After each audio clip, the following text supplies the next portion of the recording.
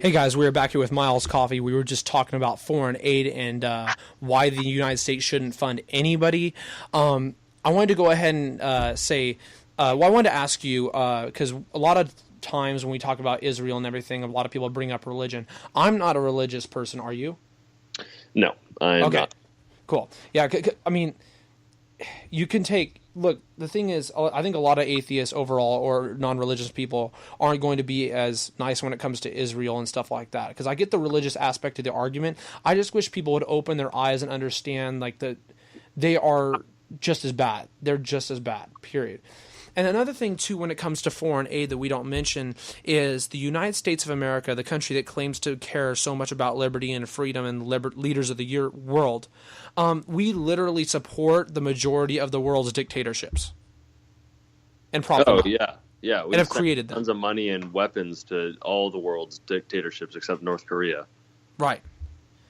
Yeah, it's insane. I think it's so stupid. Another thing that Trump mentioned away from all of that in his speech was about chain migration. So Trump said, as Trump talked about the current problem of the immigration law in which immigrants are able to bring in, quote, virtually unlimited numbers of distant relatives, there was hissing and even the word lies could be heard from Democrats. Some reporters even spotted Pelosi trying to get her side to quiet down, which that's kind of funny. But at the same time, that is a serious point that he is bringing up. And the thing is, overall, obviously, Trump's been huge when it comes to the issue of immigration. He's been trying to get a lot of stuff done. Overall, what are your thoughts on the issue of immigration in general? What are your thoughts on the way Trump's handling it? What do you think should be done? I don't think he should build a wall because that's a waste of our money, and Mexico is not going to pay for it. We will. I think he gave the liberals or Democrats a actually really good deal on the DACA thing. The Democrats just don't want to give in because by the midterm elections they want to be able to take over Congress again. And if they give in to Trump, it looks like Trump makes him look better. So I think what he's doing is good. My whole stance on immigration as a whole, my personal stance is I think we should definitely regulate it pretty well, but I think it should be pretty simple to become a citizen as long as you're not a criminal. But I don't know. I think the whole immigration issue it's definitely a big one, but I don't know. I don't care about it that much personally, but yeah, I mean, that's my thoughts on it. Yeah, I mean, look, so first things first, a lot of people do say that, illegal immigrants receive welfare and stuff like that. That's not necessarily true. Now, they do set it up with their kids and stuff like that. So if they have kids over here, they kind of get them into that system of, public education and everything and all those public services. But overall, I don't think immigrants should receive any sort of welfare or their kids or anything like that personally. First off, I don't think anybody should receive welfare. Yeah, period. I was going to say, we agree with that. Okay, welfare. No, just like welfare, no. But the thing is, when we're talking about immigration, we got to talk about the fact that there are people who have literally been here ever, since they've been born. People come over here, they'll have the kid there. They don't know anything else but America. That's all they know. So they go to another country, they're like, what the heck is this?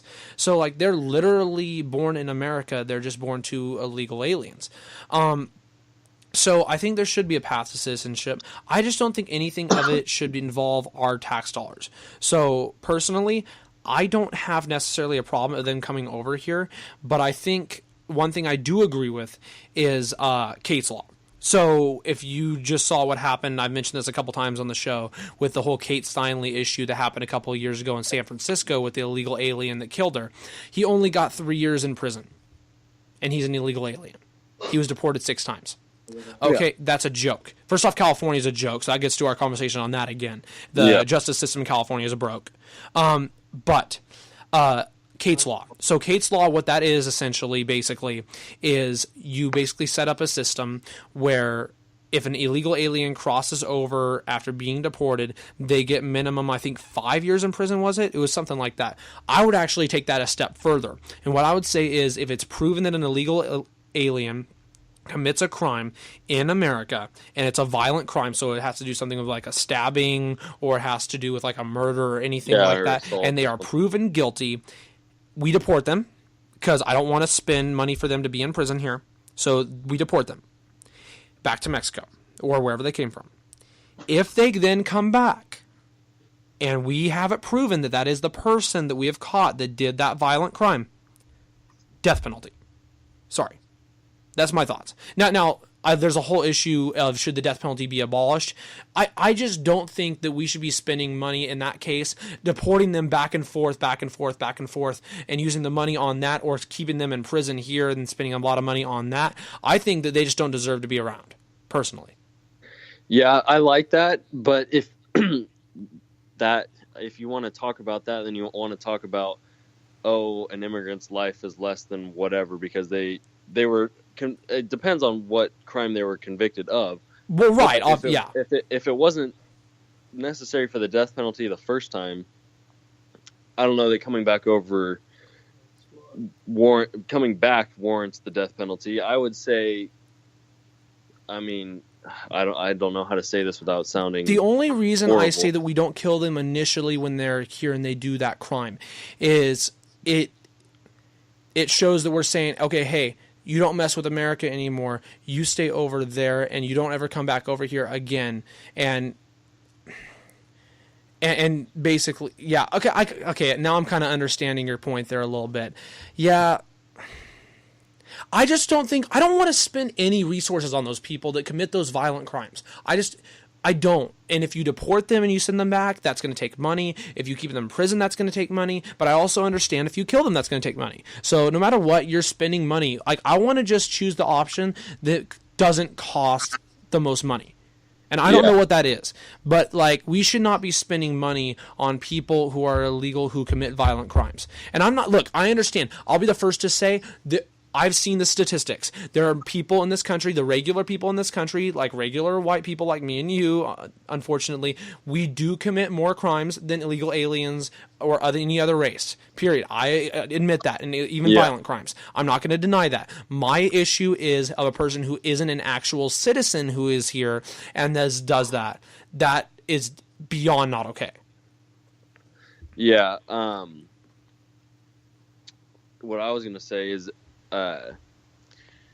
if we were to deport them, which I don't know if that's the most cost effective or least cost effective. I'm not really sure on what all the numbers are on what it is versus the other option, but we would have to have a super tight border.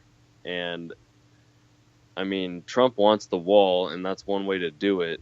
But I think the only way we can really for sure get them out of the country is a super strong border and a strong way to deport them, to keep them away from the border. Maybe instead of that, coordinate with the Mexican president or whatever country they are, that if we catch one of your citizens in America committing a violent crime, they're going to your country and they're being put immediately into a prison for X amount of time, whatever it is, so you guys can deal with it. It'll cost you guys money. It'll be your problem. Well, see, that's another interesting point you bring up. Is the thing is in Mexico, when you actually commit violent crimes, they have more stricter penalties over there than they even do over here. Exactly. So if we can coordinate with them to have them stay in their prisons, their whatever they want to do with them to keep them out of society, I'm all for that, because then we don't spend any money on whatever their fate is. Right. Exactly. No, I agree with you 100% for sure. Okay, cool. So that sums up that. Let's see. What else that pretty much covers everything I wanted to talk about there. I was going to ask you, Miles, I'm going to start doing this with guests because I don't do that enough with guests every week, and I'm going to start doing this. What are some interesting stories or anything interesting in the news you've seen outside of the what we've talked about that you have found interesting in the last couple of weeks or whatevs? If anything. Yeah, I'm trying to think of what I've seen. I feel like I've seen something, but I can't remember. Well, the one thing I could think of, I don't know if you were about to say that, say this, is, and we talked about it a little bit last week with Royce, but there have been some multiple shootings been going on. There was another one that happened. It happened actually this week. I got to look it up. I found it on the news a couple minutes ago, and I just got rid of the tab. School shooting that injured 4 students, now believed unintentional. Police say the 12-year-old girl is booked. And I think that that's the one in Sal Castro Middle School. So I think that's a separate one from the one I was talking about last week. But there is another school shooting as well. So there's been like 3 in the last couple of weeks. Yeah. Yeah, there's been, I think, like 8 or 9 in the past month or something like that. Yeah. I don't know really what's going on with that, but I think one way that could stop it is if you arm every teacher. I mean, the thing that California just did is prohibited all firearms of any kind on all school properties, when before it was up to the superintendent or principal's discretion on whether the teacher could carry a weapon on them or not. Right.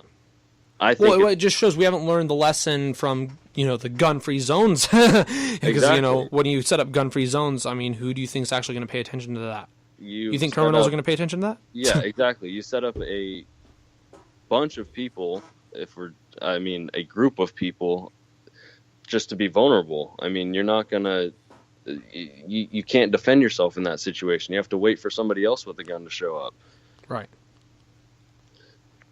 Yeah, 100% agree there with you. I think that teachers should be armed, or at least have a special firearms officer on the school property who is checked and everything's all good to go with them, to where, he can actually operate that if there is a serious issue that occurs at the school.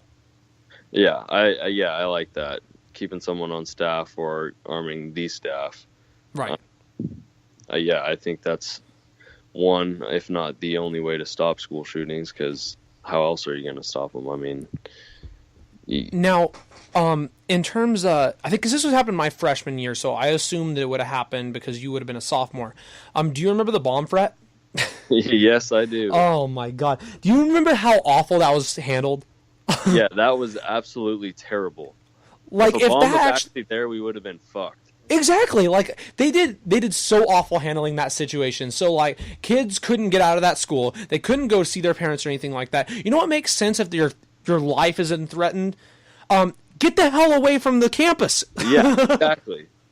Like, it made no sense whatsoever. Luckily, there wasn't an actual bomb and the person was just an asshole.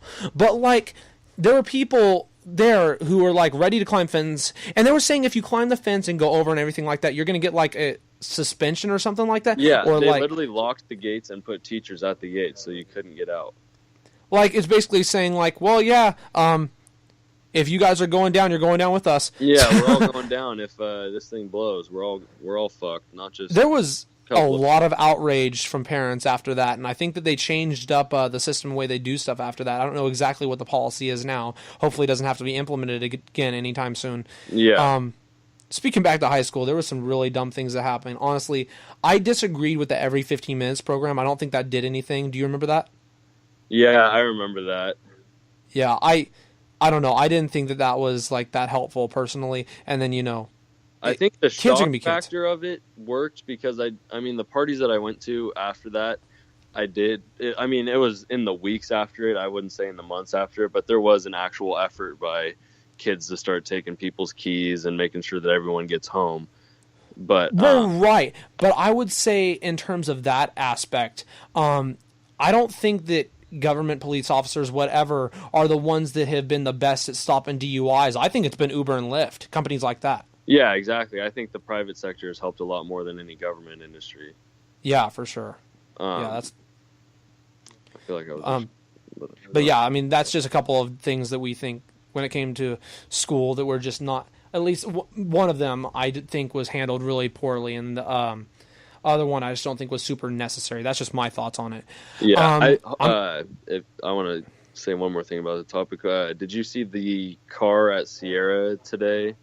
That had the signs of saying it was a marijuana-related DUI. No, I did not, but we can talk about that right when we get back here from this 15 minutes. We will do part 6. It will be the final part for you guys. We will be right back.